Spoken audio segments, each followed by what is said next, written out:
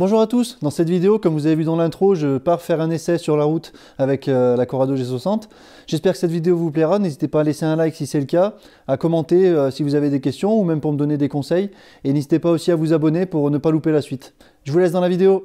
De retour sur le moteur G60, donc toujours en panne. Aujourd'hui on est le jour de la sortie de la vidéo que vous avez vue précédemment, là où je cherchais les pannes et que je n'avais pas trouvé.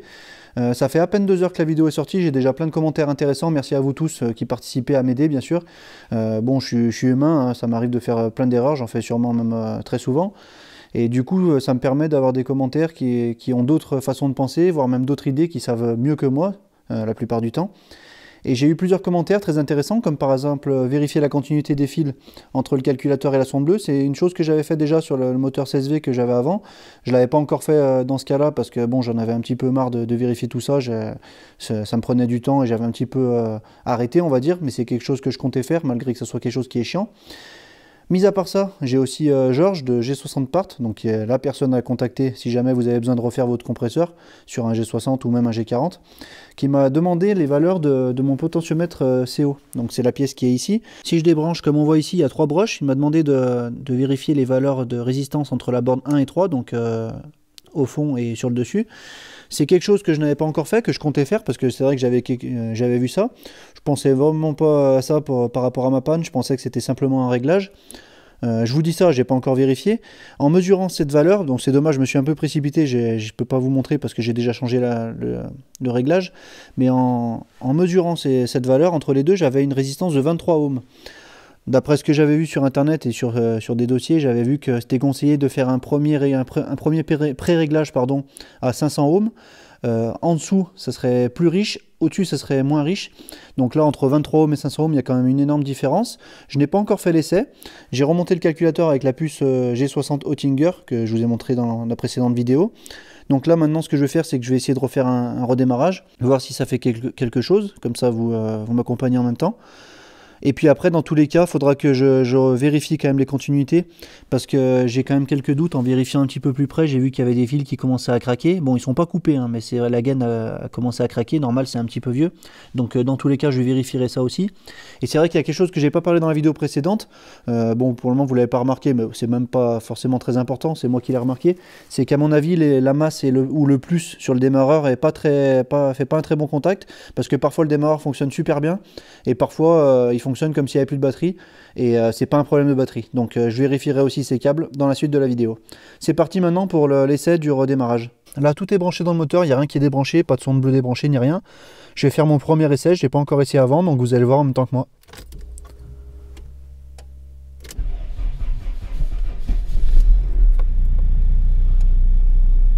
Suspense.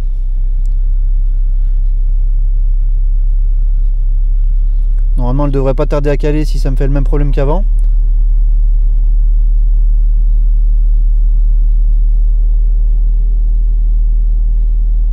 Bon, je vais pas parler trop vite. Je vais sortir de la voiture, on se retrouve juste vers le moteur.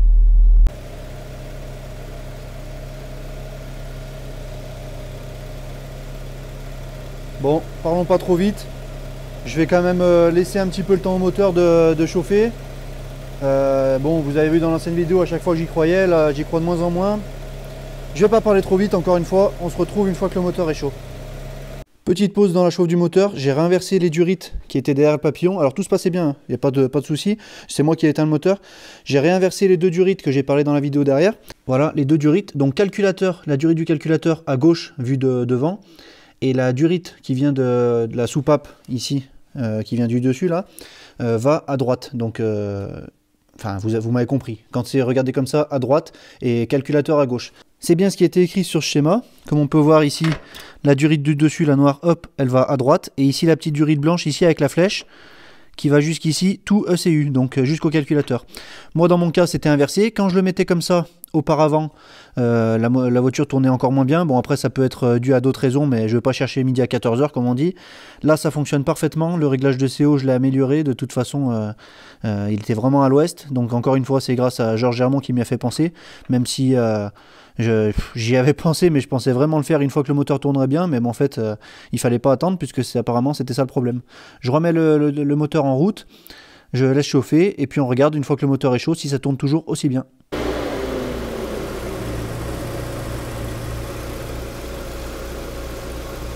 Bon, déjà elle tourne beaucoup mieux, ça c'est sûr. Il y a encore des problèmes. De toute façon, je croyais pas un miracle non plus, mais dans tous les cas, le problème principal c'était ça. Donc le réglage du CO. Dans tous les cas, il faudra quand même que je le fasse avec un appareil à CO qu'on met dans l'échappement. Moi personnellement, j'en ai pas.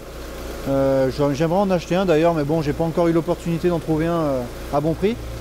Donc il faudra faire ce réglage. Les problèmes qui restent encore, bon, faites pas gaffe, là il y a du liquide de refroidissement de partout. J'ai voulu refaire une purge automatique parce que des fois les durites étaient dures. Là elle est chaude et ça va mieux déjà. Bon, ça on verra plus tard. C'est pas vraiment un problème principal, mais je voulais en profiter pour le faire. Il y en a partout par terre, mais bon, ça c'est encore un autre souci. Le problème il est là, vous allez le voir tout de suite, c'est que si j'accélère doucement, voilà, si j'accélère doucement, elle cale. Donc en fait, il y a un gros problème à bas régime, je sais pas encore. Bon, les problèmes, je commence à avoir l'habitude, donc maintenant, je vais essayer de dormir un petit peu plus tranquillement, et puis on verra la prochaine fois ce que ça dit. Bon, ça fait assez longtemps que j'essaye le moteur à l'arrêt, que j'essaye de mettre des petits coups d'accélération et tout, donc j'ai remarqué maintenant le problème qui me reste, donc le problème principal qu'il y avait, qu'elle calait, tout ça, c'est réglé. C'était vraiment un problème de richesse au niveau du potard CO, mais je crois que j'ai déjà bien expliqué avant. Maintenant, le problème qui me reste, alors si j'accélère franchement, voilà, en fait c'est ça le problème qui me reste. Donc je disais, si j'accélère un petit peu, la voiture répond bien. Donc là, quand elle retombe au ralenti, elle retombe bien au ralenti, elle tient le ralenti. Mais par contre, si j'accélère doucement, je sais pas si ça va le faire, ça le fait pas à chaque fois. Si j'accélère très doucement, voilà. Si j'accélère très doucement, elle cale. Alors est-ce qu'elle est encore un peu trop riche? Ça je sais pas. De toute façon, ça me permet au moins de pouvoir aller faire un premier tour avec. Demain, ce que je ferai, c'est que je monterai le pare-choc parce que la traverse avant tient avec les vis du pare-choc, donc ce serait dommage que le moteur tombe par terre. Je monterai au moins le pare-choc. Je vais remettre le calculateur à sa place parce que apparemment de ce côté-là tout va bien, en tout cas j'espère. Et puis je vais aussi essayer de voir si j'ai toujours la fuite sous le collecteur d'échappement, enfin juste avant le catalyseur, si j'ai toujours la fuite à l'échappement, parce que ça pourrait fausser la sonde lambda. Et ensuite, je vous montre tout ça demain, et puis on verra après pour aller l'essayer. Bon, aujourd'hui le moteur tourne toujours aussi mal, il boite un petit peu, le ralenti n'est pas très stable, surtout à froid, après ça stabilise un petit peu. J'ai vérifié du coup les connectiques. J'ai vérifié la continuité de plusieurs branchements, donc la continuité entre le calculateur et la prise du potentiomètre de CO. J'ai mesuré aussi le contact du contacteur de ralenti, le contacteur du plein de charge, tout ça va bien. J'ai mesuré aussi la continuité de la prise du papillon jusqu'au calculateur, tout va bien. J'ai mesuré aussi de la bobine jusqu'au calculateur, la continuité, tout va bien. J'ai mesuré de la sonde bleue, en tout cas du branchement de la sonde bleue jusqu'au calculateur, tout va bien aussi. J'ai mesuré la sonde lambda, autant du côté sonde lambda que du branchement, tout a l'air d'aller aussi. Donc je vois pas trop ce que ça peut être. Par curiosité, j'ai démonté la deuxième bougie ici, parce que c'est la plus accessible, et c'est toujours encore un peu noir, enfin même beaucoup noir. Donc je suppose que c'est encore assez riche. Ce que je vais faire, tant pis, je vais prendre le risque, je vais augmenter beaucoup plus le réglage, je vais passer à 1000 ohms au lieu de 500.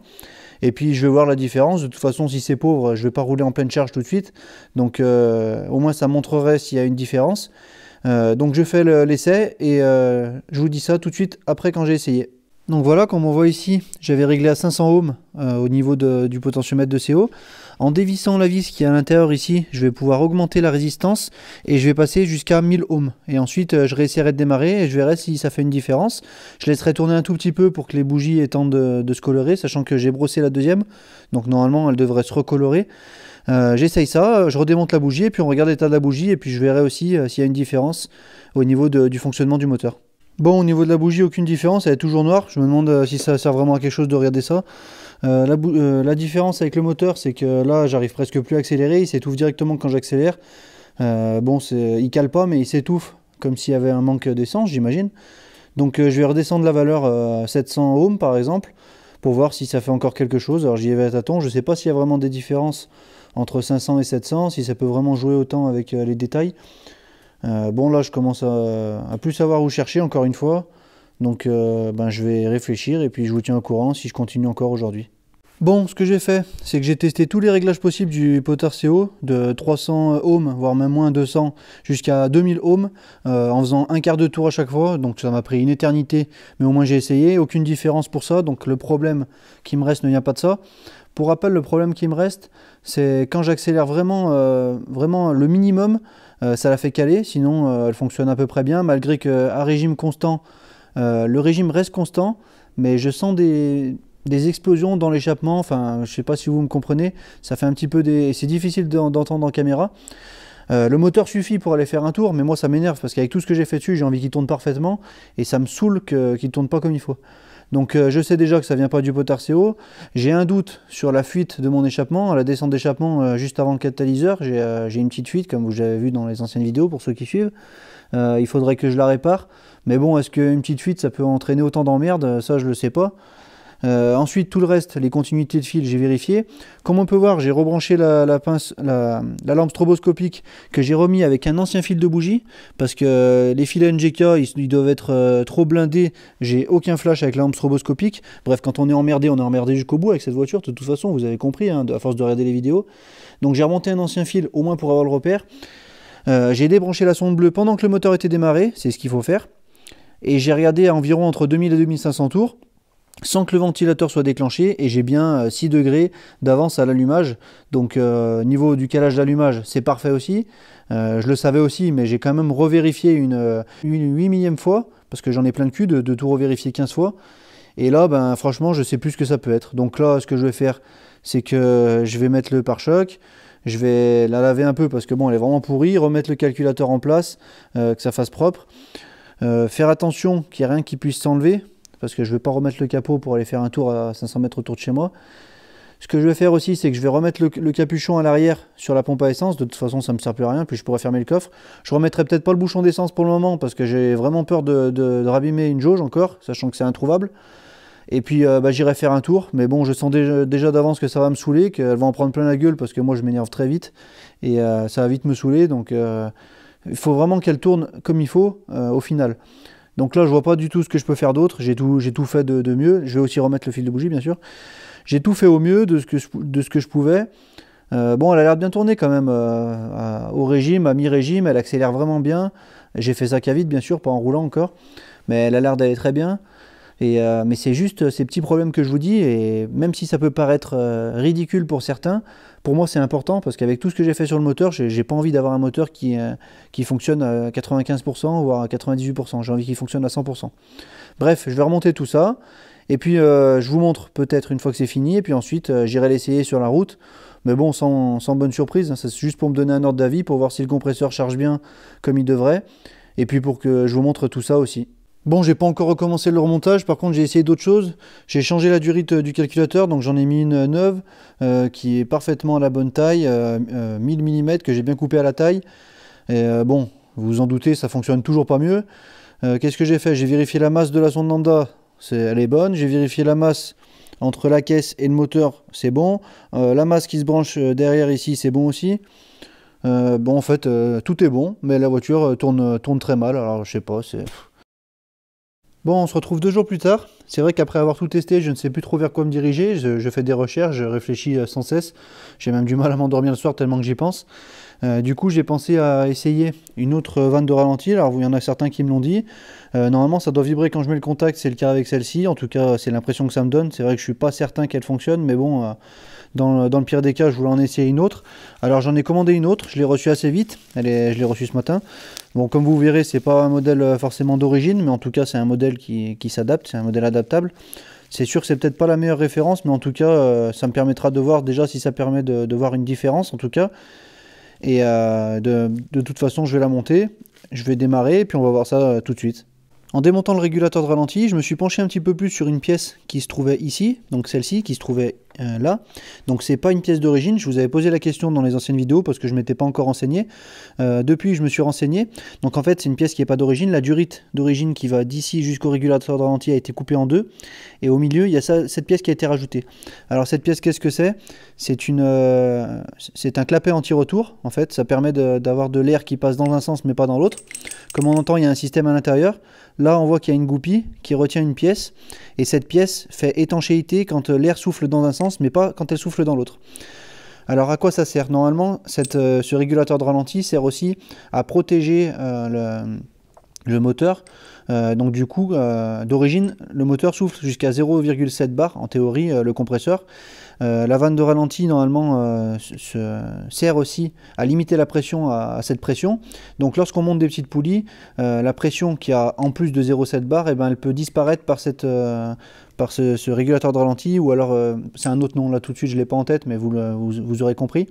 Et du coup, cette pièce est là pour stopper l'échappement de la pression d'air qui est en plus. Si, admettons, le compresseur arrive à souffler jusqu'à 1 bar, et ben du coup, l'air qui dépassera de 0,7 bar ne pourra pas sortir par ici, parce qu'ici, il y a un clapet anti-retour. Alors d'un côté c'est bien parce que ça permet de garder la pression de moteur. Par contre, s'il y a un problème ou si la vanne est là aussi pour la sécurité, eh ben, elle ne pourra pas échapper la pression si c'est nécessaire. Bon, c'est bien, c'est pas bien. Moi dans mon cas je vais la remettre quand même parce que du coup ma durite est coupée et je n'en ai pas d'autres. Il faudrait éventuellement que je mette un tube à la place, mais bon, tout ça je verrai une fois que le moteur fonctionnera bien, si jamais je change tout ça. Peut-être que je remettrai la poulie d'origine, une puce d'origine si j'en trouve une. Cette pièce d'origine, je ne sais pas comment ça va évoluer avec le temps. Mais bon, dans tous les cas, je ne pense pas que ça pose problème, en tout cas pas à ce niveau-là. Donc je vais la remonter, de toute façon, comme je disais, j'ai pas bien le choix. Je vais remonter le régulateur de ralenti tout neuf que je viens d'acheter. Et puis on essaye de démarrer, voir si ça fait une différence.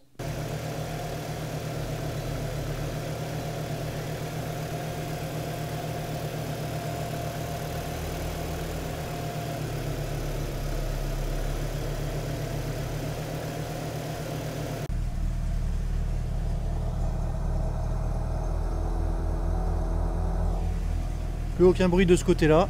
Donc déjà, c'est bon signe pour ça. Bon, déjà elle ne cale plus, donc c'est une première chose, mais par contre le ralenti est toujours aussi instable. Est-ce que cette ISV est vraiment en bon état? Je vois aussi que j'ai plus d'essence, donc est-ce que l'arrivée d'essence est bien bonne? Est-ce qu'il n'y a pas des variations d'essence avec les pompes? Ce que je vais faire, c'est que je vais aller chercher du carburant déjà pour en remettre dans le réservoir, pardon. Et puis ensuite on réessayera, mais bon, déjà on va dire c'est un semi-bon signe parce que la voiture tourne pas trop mal. À l'accélération elle répond bien, même à partir du bas régime. Par contre, voilà, elle reste accélérée. Ça peut être signe aussi que la voiture est trop pauvre, donc peut-être un réglage, je sais pas, à voir, mais dans tous les cas on va dans la bonne direction, c'est déjà une bonne chose. Je vais chercher de l'essence et puis on se retrouve après pour un autre test. Dans la vidéo précédente, j'ai mesuré la pression d'essence en marche et le moteur s'est éteint et j'ai remarqué que la pression d'essence a chuté quasiment en 10 secondes jusqu'à 0 bar. Je me demandais ce qui pouvait empêcher le carburant de revenir en arrière pour la pompe à essence. Je vous ai posé la question, personne n'a su me répondre. En tout cas, peut-être que les personnes n'ont pas vu ma question. En tout cas, je me posais toujours la question. Et c'est vrai qu'il était dit que normalement, le régulateur de pression doit garder une pression de 2 bars pendant au moins 10 minutes après l'arrêt du moteur. Et l'arrêt des pompes, évidemment. Donc en fait, je me suis posé la question de savoir s'il était en bon état. Bon, je ne sais pas vraiment à quelle utilité ça sert de garder la pression après que le moteur soit éteint. Mais bon, pourquoi pas, j'ai voulu vérifier ça quand même. Ce que j'ai fait, c'est que j'ai pincé la durite de retour d'essence. J'ai mis plusieurs coups de clé de contact. La pression est montée quand même jusqu'à 6 bars. Bon, c'est pas prévu pour ça, mais on sait jamais. Et là, ça fait plusieurs minutes, peut-être même plus de 10 minutes que la pression est redescendue à 4 bars, mais que ça ne bouge presque plus. Donc je sais que la pression ne peut pas revenir en arrière. En tout cas, ce n'était pas le cas avant. Je sais que la pression s'échappait forcément par le retour d'essence. Donc ça voudrait dire que le régulateur d'essence est un peu fatigué. Maintenant, ce que je vais faire, c'est que je vais l'ouvrir. On va voir ce qui va se passer.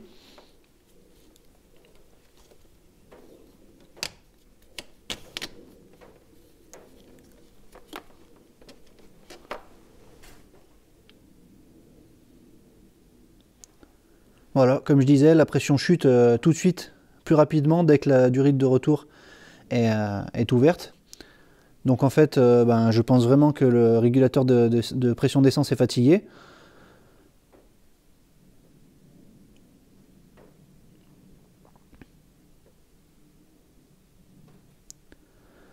Je ne sais pas si ça a vraiment une influence pendant que le moteur marche, mais ce que je vais faire, c'est que maintenant que c'est branché, je vais mettre le moteur en marche et on va regarder la pression d'essence au ralenti et en charge. Au ralenti, j'ai bien 2,5 bars comme il faut. Et en charge, on va voir tout de suite.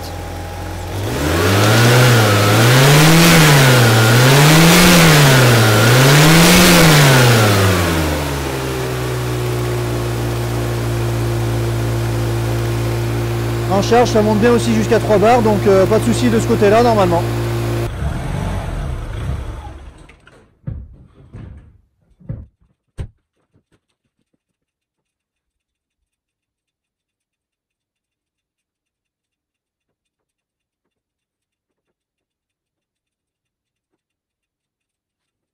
Bon, j'ai remis le bouchon d'essence, j'ai fermé la trappe, j'ai remis la trappe aussi au-dessus de la pompe à essence, de la jauge, j'ai remis la moquette, dans le coffre ça sera bon, de toute façon de ce côté il n'y avait plus de problème, j'espère qu'il n'y en aura plus. J'ai remis l'ancien ISV parce que l'autre c'est une grosse merde. Entre les deux, il n'y en a aucun qui réagit pareil, autant que ça soit avec le moteur. Je vais faire chauffer le moteur, quand le moteur est chaud, ça va réagir d'une certaine façon, le moteur refroidit, il réchauffe, ça réagit d'une autre façon. La panne, c'est jamais la même. Donc en fait, là, la voiture, elle cale quand elle est à chaud, que l'ISV soit branché ou pas. Avec l'autre, le ralenti, il a mis 500 tours. Après, il oscille de 500 tours à 1500 tours. Après, il a 2000 tours. Avec celui-ci, le ralenti, il est bon. Après, elle cale. Il n'y a rien qui va. Donc demain, dans tous les cas, je vais aller rouler avec, parce que là, je commence à en avoir plein le cul. Là, vous venez d'entendre ce bruit. C'est un claquement qu'il y a dans le couvre-culasse. Je ne sais pas ce que c'est non plus. Du coup, ce que je vais faire, c'est que là, ce soir, c'est déjà tard, je vais aller me coucher, j'en ai plein le cul. Du coup, là, je vais remettre le calculateur comme il faut. Là-bas derrière, je vais faire passer la durite neuve là, à la place de l'autre, que je vais faire passer tout ça propre. Ensuite, je vais remonter le pare-choc parce qu'il y en a besoin pour tenir la traverse à l'avant, sinon je risque de tomber, le moteur risque de tomber par terre. Ce que j'ai fait aussi, c'est que j'ai repurgé la pédale d'embrayage parce qu'elle était, je sais pas pourquoi, ça s'était dépurgé alors que c'était très bien fait la dernière fois. Mais bon, avec cette voiture, je suis plus surpris de rien. J'ai aussi réglé la tringlerie de vitesse. Normalement, les vitesses passent toutes comme il faut, donc ça devrait aller de ce côté-là. Et puis, il va manquer ce que j'ai dit, donc le pare-choc, remettre le calculateur. Je remettrai aussi de l'essence parce qu'il n'y en a quasiment plus. Et puis, j'irai faire un tour avec, et puis on verra déjà ce que ça donne sur la route. De toute façon, elle a l'air de fonctionner très bien au régime. C'est juste le ralenti qui me saoule. Donc, c'est pour ça que je pense que ça vient soit de l'ISV, soit d'autre chose. Peut-être même d'autres choses, je sais même pas, ça peut venir peut-être de la roue arrière droite, je sais même plus, là franchement, je sais même plus où j'en suis, je ne comprends plus rien avec cette voiture, il n'y a plus rien de logique, les pannes c'est jamais les mêmes, 5 minutes après la panne elle est différente. Enfin bref, on se dit rendez-vous demain, pour vous c'est tout de suite, et comme ça j'irai faire un tour et j'espère que je serai un peu plus calme parce que là, je suis au maximum je crois. Bon du coup on est le lendemain, comme vous voyez il fait nuit, c'est déjà 9 h du soir, j'ai passé toute l'après-midi à faire des essais, à faire d'autres essais. Donc ce que j'ai fait, c'est que j'ai remonté le pare-choc. Il me manquait 2 vis. Donc du coup, en les cherchant, je me suis rendu compte que j'ai retrouvé un autre ISV qui est d'origine. Comme on peut voir, c'est un VDO ici avec l'étiquette d'origine que j'ai essayé. Donc en fait, entre celui-ci que j'ai trouvé, le VDO d'origine, celui-ci c'est un VDO aussi, et le neuf, les trois ne réagissent pas du tout pareil. Déjà, une fois débranché, celui-ci laisse passer beaucoup plus d'air, celui-ci un peu moins, et l'autre laisse pas du tout passer d'air. Quand ils sont sur la voiture, qui sont débranchés, avec celui-ci, le ralenti tient à peu près. C'est à peu près commun quand il est branché aussi. C'est avec celui-ci que ça tourne le mieux. Avec celui-ci, c'est une horreur, c'est même pas la peine. Il est neuf, mais c'est une vraie merde. Quand il est branché, le ralenti il est à 2000 tours. Quand il est débranché, c'est quasiment pareil parce qu'il reste ouvert quasiment autant. Et avec celui-ci, lorsqu'il est débranché, le ralenti tient pas du tout. Et quand il est branché, le ralenti tient une fois sur deux. Dans tous les cas, avec les 3 ISV, quand la voiture tourne bien, que je l'éteins et que je la rallume, eh ben, elle ne tient plus le ralenti, elle cale tout de suite. Bref, le problème, c'est jamais le même. Ce que j'ai fait, c'est que j'ai remonté le calculateur. Donc, comme on peut voir, j'ai refait passer la nouvelle durite à l'intérieur comme il faut. J'ai essayé aussi avec une autre batterie, aucune différence. Parce que comme ça, je suis sûr de ce côté. Je vais remettre l'ancienne parce que celle-ci, c'est pour une autre voiture. Ce que j'ai fait aussi, c'est que j'ai remis le bouchon. J'ai regardé si ça faisait pas d'upsheet. On va regarder tout de suite. D'ailleurs, je ne l'ai pas rouvert depuis tout à l'heure, mais normalement, ça fait pas d'upsheet. Voilà, pas d'upsheet. Donc le problème fantôme que j'avais à ce niveau-là, il a disparu comme par magie, c'est génial. Un autre problème que j'ai aussi depuis un petit moment que je vous ai pas encore parlé, c'est que j'ai de la surpression dans le circuit de refroidissement. Enfin là je l'ai pas parce que je sais pas. Je sais pas pourquoi là je l'ai pas, mais tout à l'heure il y était. Quand la voiture chauffe, une fois sur 3, j'ai de la surpression.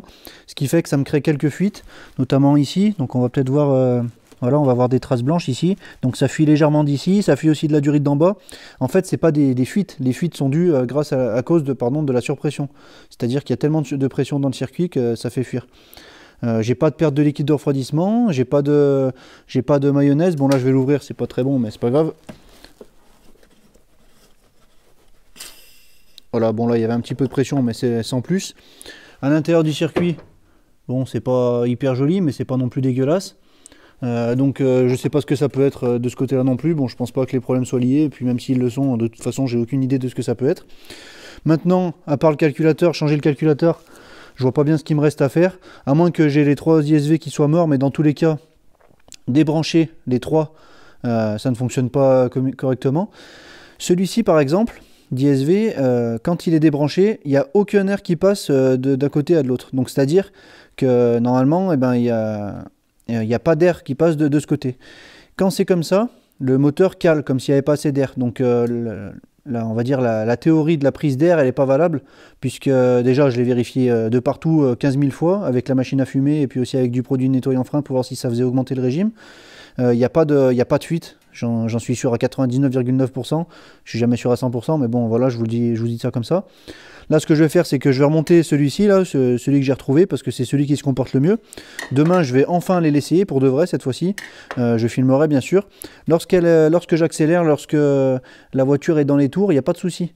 La voiture tourne très bien. Donc, en fait, à partir du moment où je ne serai pas à l'arrêt, et puis même si je suis à l'arrêt, ça se trouve, elle tournera très bien. Bon, j'ai continué mes recherches. Donc, voici les 3 ISV dont je dispose. Le 9 que je viens d'acheter, celui qu'il y avait sur la voiture lorsque je l'ai acheté et lorsque j'essayais de faire les essais, et celui que je viens de retrouver. J'ai remarqué quelque chose, c'est que déjà ils ne se ressemblaient pas, donc les deux sont à peu près semblables, celui que j'ai retrouvé et le 9, et celui du milieu qu'il y avait sur la voiture était différent esthétiquement. C'est vrai qu'il y a Mathieu qui m'a parlé d'une chose, qui m'a dit que c'était pas les mêmes sur chaque voiture, donc du coup je me suis dit je vais vérifier les références. Malheureusement sur celle-ci il n'y a plus aucune référence, juste écrit, je sais juste que c'est un VDO, j'ai plus aucune référence. Donc j'ai comparé tout ce qui était possible, c'est-à-dire celui du moteur KR 16V, celui du moteur 9A 16V, celui du moteur 2E en 2 litres et celui du moteur G60. En cherchant, donc en fait le moteur 2E et le moteur G60 c'est quasiment les mêmes références sauf la lettre qui change à la fin, et pour les deux autres les références sont différentes. Donc ensuite j'ai fait des recherches de photos par rapport à la référence sur internet et je me suis aperçu qu'en fait celui-ci c'était un régulateur de KR. Donc déjà encore une merde sur ce moteur qui avait été mal monté. Donc déjà celui-ci je peux le mettre de côté, ça sert plus à rien que je le mette sur ce moteur, il correspond pas du tout à ce moteur. Maintenant celui-ci, ça ressemble quand même vachement à celui-ci. Celui-ci je suis sûr de la référence qui finit par un D qui correspond bien au moteur G60, et celui-ci malheureusement l'étiquette elle est effacée. Le peu de chiffres qu'il y avait ça correspondait à la référence, malheureusement je peux pas voir la lettre qui est à la fin. Donc ce que j'ai fait c'est que j'ai pris cette référence ici, la référence VDO. Je l'ai cherché sur internet et j'ai regardé les comparaisons avec les numéros d'origine, et c'est bien une lettre D à la fin, donc c'est bien celui d'un moteur G60. C'est le régulateur qui tourne le mieux avec la voiture, donc c'est celui que je vais remonter. Par rapport à ce que j'avais lu, ça correspond bien, il laisse passer légèrement d'air lorsqu'il est débranché et il vibre lorsqu'il est en marche. Apparemment, il a l'air de très bien fonctionner. Celui-ci devrait très bien fonctionner puisqu'il est neuf, mais il laisse passer beaucoup plus d'air et la différence se fait sentir puisque au ralenti, j'ai un ralenti beaucoup plus haut, et même avec la vis de ralenti vissée au maximum, c'est-à-dire pour baisser le ralenti au maximum, même en faisant ça, le ralenti est toujours beaucoup trop haut. Donc à mon avis, le régulateur neuf est défectueux. Je vais essayer de voir avec le vendeur, mais apparemment, il commence déjà à me prendre la tête pour pouvoir le renvoyer, forcément. C'est pas grave, dans tous les cas j'aurais perdu 48 €, mais déjà ça m'avance un petit peu plus. Je sais que c'est ce régulateur qu'il me faut, et en tout cas c'est celui-ci qui marche le mieux. Même si dans tous les cas il est en panne, une fois que je débranche, la voiture, avec le moteur chaud, une fois que je le débranche, le ralenti reste constant. La seule différence c'est que lorsque je le débranche, le ralenti revient beaucoup plus vite au ralenti normal, alors que quand il est branché, le ralenti met plus de temps à revenir, un petit peu comme une prise d'air, comme s'il était qu'il laissait passer un petit peu trop d'air. Donc en fait, je me pose vraiment des questions sur l'information qu'on renvoie le calculateur. Est-ce que c'est un problème du calculateur ou est-ce que c'est un autre capteur qui donne une mauvaise information? Pourtant j'ai tout vérifié. Dans tous les cas, je vais remonter ce régulateur d'essence, ce régulateur pardon, de ralenti. Et puis demain, on fait l'essai sur route, donc elle devrait bien rouler. Et puis après, je vais essayer d'y réfléchir. Et puis en attendant d'avoir le nouveau calculateur pour déjà essayer ça de ce côté. Je vais aussi remonter l'autre batterie, mais bon, ça c'est un détail. Bon, bah l'essai pour demain, c'est mort. Voilà ce qui devait arriver. De toute façon, il n'y avait pas encore assez de problèmes. Je commençais à avoir une fuite d'huile. Et en fait, bon déjà, la sourdine que j'ai achetée à un particulier, c'était une sourdine qui était cassée. Et en plus, je me suis pris une mauvaise évaluation sur le Bon Coin. Génial. Merci le Bon Coin et sa protection de merde. Donc du coup, il faut que je cherche une nouvelle sourdine, et en voyant ça, que la fuite, je me suis rendu compte qu'il y avait de l'huile qui coulait. En fait, j'ai énormément d'huile qui fuit du compresseur, donc voilà, il ne manque plus qu'à redémonter le compresseur. Bon voilà, j'ai déposé le compresseur, ça fait toujours plaisir de refaire 2 fois les mêmes choses. Ce que je vais faire, c'est que je vais l'ouvrir. Pourquoi je vais l'ouvrir? Parce qu'à l'intérieur, comme on voit, ça a coulé plein d'huile, donc il y a certainement un joint spi qui s'est fait à la malle. En tout cas, ce serait le meilleur des cas possibles, en espérant que ce ne soit pas quelque chose qui soit pété. Donc je vais l'ouvrir en 2. Ensuite, je vous montre une fois que c'est ouvert, et puis on regarde les dégâts une fois que c'est ouvert. Bon, à l'intérieur, pas trop de surprise, c'est plein d'huile. De toute façon, je l'avais vu déjà avant de l'ouvrir. La surprise que j'ai, bon, je sais pas encore lequel ça peut être, mais apparemment c'est pas celui-ci déjà. Et puis comme j'ai vu, il n'y avait pas vraiment d'huile autour, ça a vraiment bien goûté lorsque j'ai ouvert. Donc de ce côté, pas de souci, le carter est toujours en bon état. Ici, on voit pas mal de graisse qui a giclé. Ça vient de ce petit trou ici parce qu'il y a de la graisse à l'intérieur c'est un galet à l'intérieur. Enfin bref, vous m'avez compris. Maintenant, ce que je vais faire, c'est que je vais enlever le contrepoids au milieu pour retirer la spirale. Je me rappelle plus s'il faut que j'enlève sur clip. Il me semble pas, je crois qu'il est juste emboîté. Donc je vais enlever le contrepoids, enlever la spirale. Normalement, les joints spi de la spirale, ben, c'est pas moi qui les ai montés. Moi, j'ai acheté la spirale comme ça, donc je pense que ça doit être bien monté. Bon, je dis pas que j'ai mal monté les miens, mais je vous en parle juste après, une fois qu'on a découvert la fuite, si on a une en tout cas. Voilà, j'ai retiré la spirale du corps. Là, elle est inversée, c'est-à-dire que cette face, c'est celle qui va du côté de la poulie. Et ben voilà, la surprise, c'est que le joint spi qui est de ce côté, qui avait dans la spirale, et ben, il a sauté. Comme on voit, il est un petit peu sauté. Je vais essayer d'essuyer un peu. J'avais pas touché avant de vous montrer. Voilà, on voit bien qu'il est sorti, donc ça a fait fuir l'huile forcément, parce que l'huile passe à travers. Là, on voit le ressort, c'est pas grave, il n'est pas cassé, le ressort, il est juste sorti de la lèvre, c'est un détail, je vais pouvoir le remettre, je pense. Je voulais vous montrer, bien sûr, avant de tout toucher. Le plus marrant dans l'histoire, c'est que c'est le seul joint spi avec celui qui est de l'autre côté que j'ai pas monté moi-même. J'ai acheté la poulie neuve, une poulie à 760 €. Donc génial, super les pièces neuves.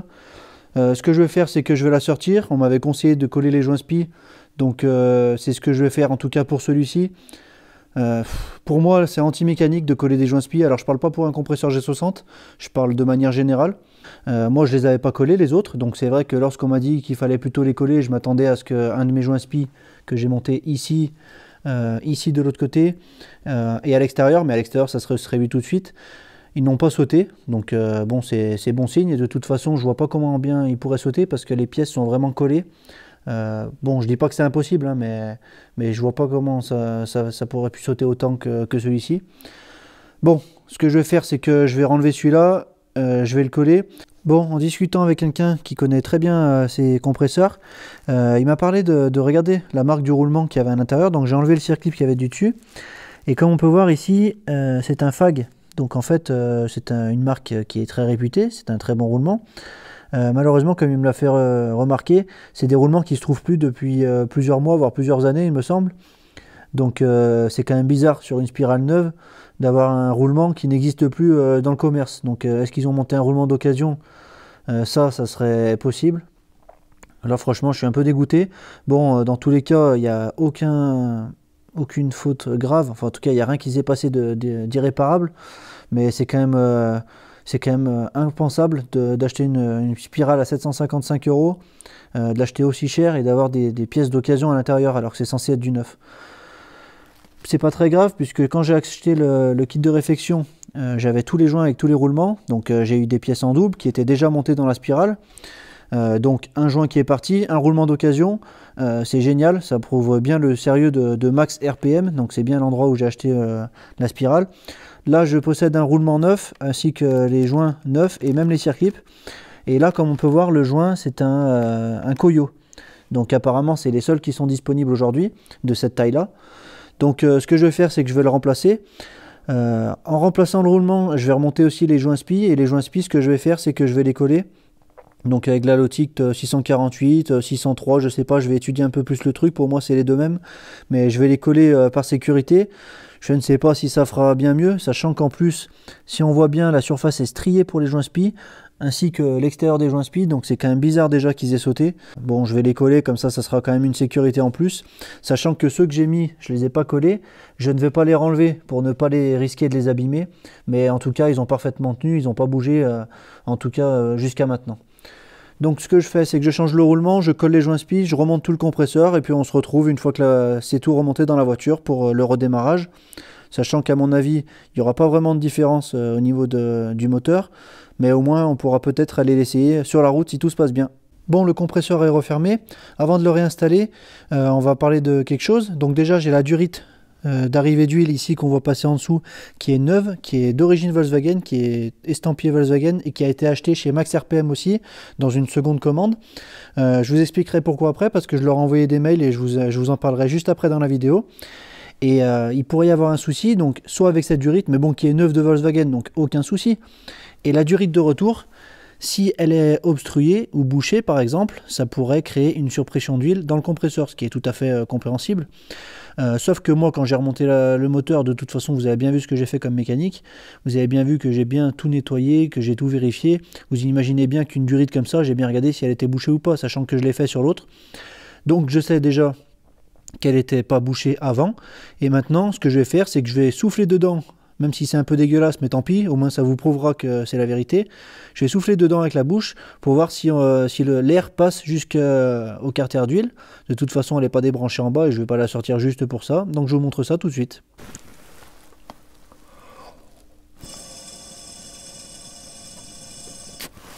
Bon, j'ai un sale goût dans la bouche, c'est normal, mais bon, au moins je vous ai prouvé que le tuyau n'était pas obstrué pour la seconde fois, parce que la première fois j'avais déjà vérifié, même si j'avais pas filmé, mais j'espère que vous me faites quand même confiance. Donc, qui c'est qui a tort? Est-ce que c'est les joints SPI qui étaient mal montés? Est-ce que le roulement qui n'existe pas depuis plusieurs années, est-ce que c'est normal qu'il soit dans ma spirale qui a été fabriquée récemment? Je vous en parlerai un petit peu plus tard, mais pour le moment je vais remonter le compresseur et on en reparle après par rapport à ce qu'ils m'ont répondu par mail. Bon, le compresseur est remonté. Là, j'ai tout remonté, mais entre-temps, j'avais pas remis la courroie d'accessoires. J'ai fait tourner le moteur au ralenti pour réamorcer le compresseur avant de le faire tourner. Une fois que le compresseur était réamorcé, j'ai fini de mettre la courroie, tout ce qui manquait, les durites. Dans tous les cas, avant de mettre cette durite, j'avais regardé qu'il ne fuyait pas d'huile, mais bon, de toute façon, il n'y a pas de raison qu'il fuit de l'huile. J'ai remis le pare-choc. J'ai mis un petit coup sur le pare-brise pour pouvoir y voir un peu plus clair, parce qu'avec la poussière, je ne vais pas la nettoyer aujourd'hui. Je la nettoierai sûrement un autre jour, peut-être un jour où j'aurai remis déjà les protections dans la baie de pare-brise, tout ça. J'ai ouvert le portail, donc maintenant je vais la sortir et puis on va aller faire un tour. Et puis ensuite, on fera la conclusion de cette vidéo. Bon, premier tour avec la voiture depuis que j'ai refait le moteur.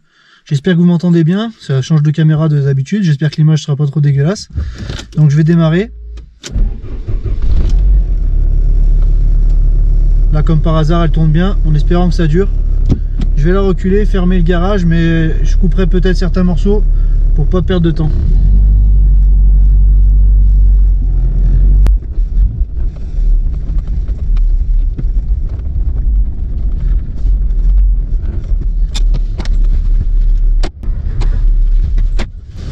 Bon, bizarrement, pour le moment, tout va bien. En espérant que ça continue. Raide, ça c'est les suspensions, c'est normal.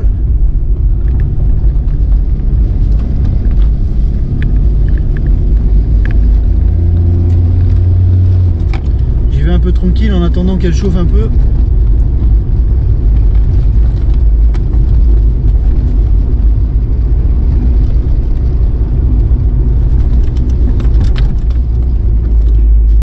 Pour le moment, elle se comporte très bien en roulant. À part les suspensions, mais ça sera un autre sujet, sûrement dans une autre vidéo, peut-être qu'on fera quelque chose, je sais pas.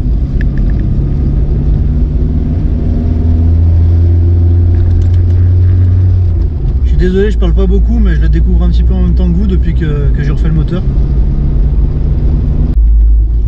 Ça fait plaisir de retrouver une pédale enfin plus souple depuis que j'ai réparé l'ABS, parce que la première fois que j'ai roulé avec, et puis une des seules d'ailleurs, la pédale était très dure. Parce que l'ABS ne fonctionnait plus, mais vous avez dû voir ça dans les vidéos précédentes. Là, ça chauffe doucement, je suis bientôt à 70 degrés. Bon, ça va peut-être vous surprendre, mais je commencerai presque à y prendre goût. Ça vous surprendra peut-être un peu moins les possesseurs G60. En tout cas, celles qui fonctionnent.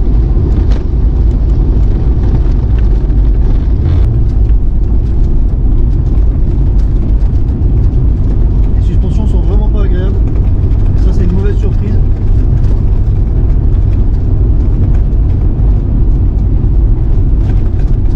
Elle continue de chauffer un petit peu, je vais m'arrêter, jeter un coup d'œil à l'extérieur, voir s'il n'y a rien qui s'en va.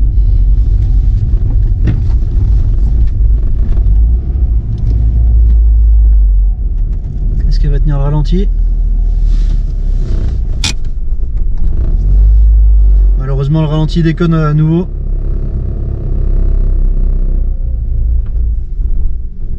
Bon, elle a calé. Je vais regarder quand même dehors si tout va bien. Je vais essayer de redémarrer en attendant. Voilà, elle ne tient plus le ralenti. Bon, le problème est toujours là, bien sûr. Ça m'empêche pas de rouler parce que le ralenti, on s'en sert pas toujours, surtout à la campagne. Mais il faut quand même régler ce problème. Bon, elle tient à moitié le ralenti, je vais faire un tour dehors et je reviens.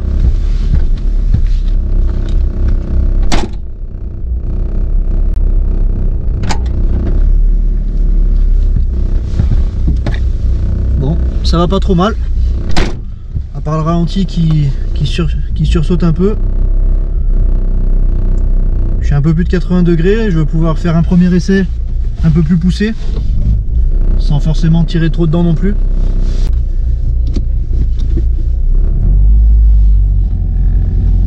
Allez, c'est parti, on va essayer un petit peu plus.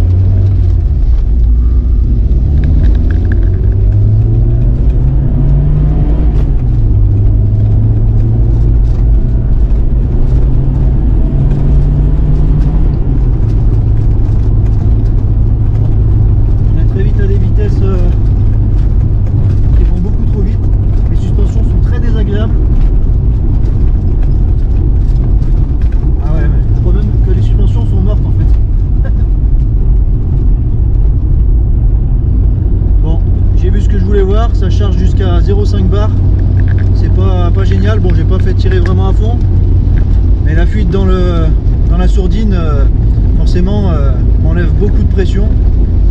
C'est déjà quand même 0,2 bar de plus qu'avant, mais pour vraiment voir la pression qu'il va y avoir au final, il va falloir que je répare cette fuite, parce qu'avec une fuite forcément la pression fuit.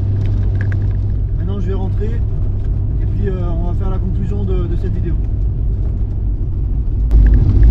C'est vraiment dommage qu'il y ait ce problème de ralenti parce que sinon elle fonctionne vraiment pas trop mal. Bon, il va falloir quand même le résoudre ce problème. Et malheureusement ça sera pas dans cette vidéo. Il y a encore eu pas mal de surprises. Et dans la prochaine vidéo j'attends encore d'autres pièces.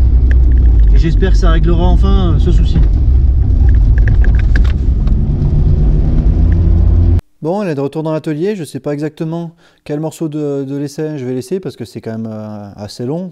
Dans une vidéo, je ne vais pas tout mettre. Donc je vous ai parlé d'une fuite du compresseur.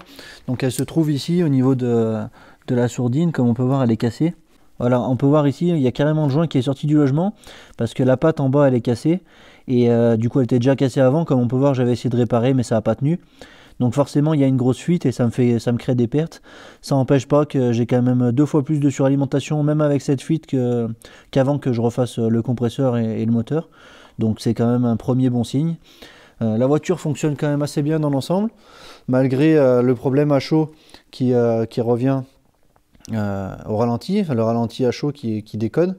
Pourtant à un moment j'ai presque cru que ça allait faire, mais non, ça le fait toujours.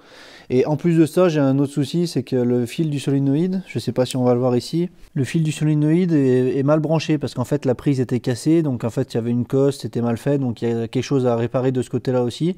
Il va falloir que je mette une cosse d'origine, si j'en trouve une, pour le solénoïde, pour qu'il y ait un meilleur contact, parce que des fois il y a le contacteur, enfin pas le contacteur, parce que des fois il y a le démarreur qui déconne un petit peu, donc à voir de ce côté-là. La semaine prochaine, je vais recevoir des nouvelles pièces. Pour en revenir à la panne que j'ai eue sur mon compresseur, donc c'est-à-dire le joint spi qui s'enlève du logement, donc ça peut être dû à une surpression d'huile. Malheureusement, moi j'ai pas de surpression d'huile puisque la durite d'arrivée d'huile est neuve et celle de sortie, comme vous avez vu dans la vidéo, j'ai soufflé dedans et il n'y avait pas d'obstruction, pas d'obstruation, je sais plus comment ça se dit, mais bref, vous m'avez compris. Pour les mails que j'ai envoyés à Max RPM, ils m'ont dit que c'était ma faute, que j'avais pincé le joint ou qu'il y avait eu une surpression d'huile, mais il n'y a pas eu tout ça, surtout que c'est le joint spi qui est derrière, c'est-à-dire que lorsqu'on rentre la spirale, le joint spi ne peut pas être tiré, surtout que vu la force qu'il faut, la force que j'ai mis pour enlever l'autre, il fallait vraiment en vouloir pour vraiment que ça enlève le joint spi. Donc là je pense qu'il y avait un souci de leur côté. Le souci du roulement qui n'est plus disponible depuis plusieurs mois, selon eux, c'est normal. C'est leur fournisseur, c'est un grossiste, il a encore des roulements.